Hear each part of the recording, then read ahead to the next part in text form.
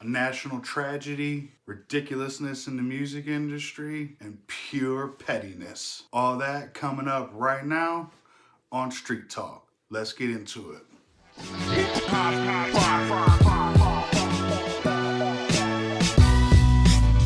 What's going on, everybody? It's your boy CB, back with another episode of Street Talk. I want to do this episode a little bit different today.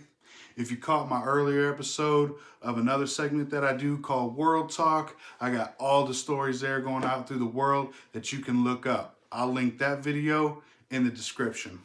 One of the things that I want to talk about on a very, very serious note, with the death toll in New Zealand going from 49 to 50, I got some thoughts and I want to put them out here today on this video. In today's world, there's a lot of hate. A lot of hate. The hate is directed at everyone, whether it's black, white, brown, every race, every nationality, whether it's Christian, Muslim, Jew, and anything in between. 50 people have lost their lives. And if this doesn't disgust you, if this doesn't make you just clench your teeth and wondering what's going on, then I gotta wonder where you're even from. You need to reevaluate your life if this doesn't make you just want to stand up and say something to somebody. It's not about gun control. It's not about politics. This is about pure hate. And I've seen hate on both sides. From one side to the side that everyone believes is right to the one that everyone believes is wrong. There are just as many crazy service members as there are enemy combatants out there. Just as crazy. And with my experience in this world, I can tell you the one thing that really gets me is being offended by somebody else's religion, being so hateful of somebody else's belief system that you go out and perpetrate an act of ultimate destruction and take lives. It's not the hijab, it's not the burqa, it's not the kippah across around the neck on a necklace, it's not the robes, it's you, it's the person. It's not about the deity that you pray to, it's not about the statue of your faith. Everyday Muslims, everyday Christians, everyday Jews, everyday Buddhists, everyday Hindus, and every religion in between, they practice love. They preach love. Love of your fellow man. Love of your fellow human. There are extremes to every religion. And the problem is we focus on the extremes on one religion, mainly the Muslims. But don't forget, there's been a lot of bloodshed in the name of religion, in the name of Christianity. Let's not forget the Crusades. Let's not forget Waco, Texas, all in the name of Christianity. There are white supremacist Christian identity hate groups right now, all over the world. America, Africa, the Middle East, Europe, that are trying to practice this ethnic cleansing. And I say to you here, and I say to you now, if you aren't standing up in disgust and you aren't standing with everyone who feels the same as you, then you got a problem. But I stand with my Muslim brothers and sisters. I stand with my Christian brothers and sisters. I stand with my Jewish brothers and sisters. I stand with my Buddhist brothers and sisters against all hatred. Because at the end of the day, love is what makes this world what it is, not hate. I refuse to give airtime to anybody out there who can't tell me why love is important and preaches hate. It's not about immigration. It's not about where these people came from, where anybody comes from. This is about love. This was their home. Now there's grieving. And I stand with you all today, and I give you love, because that is what it's about. That is what will make this world a better place. Reach out. Stand with everything that you don't understand and learn. And I promise you, you will find that love. Moving on now, what I want to talk about is a little bit of updates from some of the stories that I've covered in the past. Again, I covered all the world stuff that's happening in the earlier video. So what I want to kind of give an update to, just in some of the things that I've been covering over the last couple weeks, is kind of about Jussie Smollett and R. Kelly case together.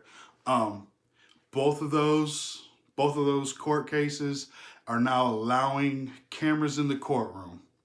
So you will get to see the entire trial. You'll get to see all the news coming. You'll get to see the reactions. You'll get to see all that. This is kind of an unprecedented move. I know Jussie Smollett came out and said that he wanted to do it so that he could prove his innocence, that he didn't stage this, and he wants that to come out. So here you go. Here's your opportunity. With R. Kelly, they're going to be in the courtroom as well. You'll get to see some of the damage and some of the things that he's done. He's trying to say that he didn't do it, and cameras in the courtroom. Biggest update, moving along. One of the things I saw this week that really kind of made me laugh, the rapper Yelawolf released a video of a freestyle diss track that he put out called Bloody Sunday. And in it, he addresses Post Malone, he addresses G-Eazy, and he addresses MGK. The freestyle, in my opinion, wasn't that good. I'm just being honest. I listened to it. He said some things, sure. I just didn't think it was really that great of a freestyle. What I really thought was funny is he was trying to call all these guys out, talking about Post Malone and the way he dresses and how they dress alike. But Post Malone's not a rapper, and how G-Eazy looks like Tom Cruise and stuff like that. I thought was really funny. So I haven't seen any responses from G-Eazy or MGK on this, although I had my thoughts when it was released. What I have seen, though, is the response from Post Malone, and it is quintessential Post Malone. It's the response that I would have expected from him. And all he did was go on Twitter, and he responded on Twitter. He called Yelawolf a nerd, and talked about how he dresses, and said that he's got a lender that can hook him up with some real Chill Bill clothes and stuff like that. And then pretty much called his music Dookie. Well, he did call his music Dookie. And in another tweet said that when his band is done playing Yelawolf's Dookie, they can come to Post Malone and play some real music and get down. But Post Malone also said that this is the only support that he'll lend this album or anything that has to do with Yelawolf, which I thought was classic.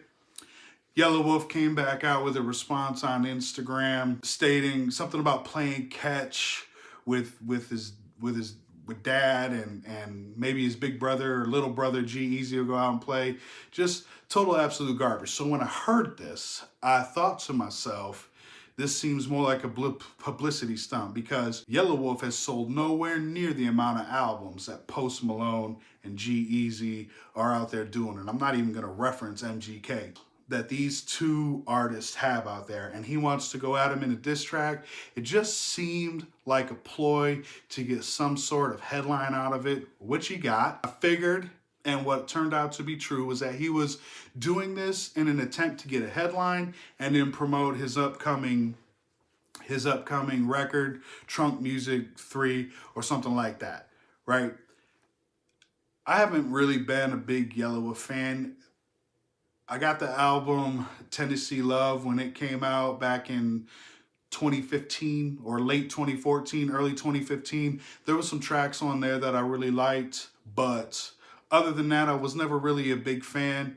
He's got kind of a weird style. Now he's doing this mix of his slum American persona with singing and stuff like that, but then also kind of doing this rap thing where he tries to come hard, but you're dressed in cowboy boots, and it's really odd. It's a really, really odd thing. Next segment I want to talk about is music. There was some music that came out this week, and a couple good records that I thought should really be talked about, or at least decent enough to talk about and let you know, so that you can go on whatever music streaming service that you use and check them out.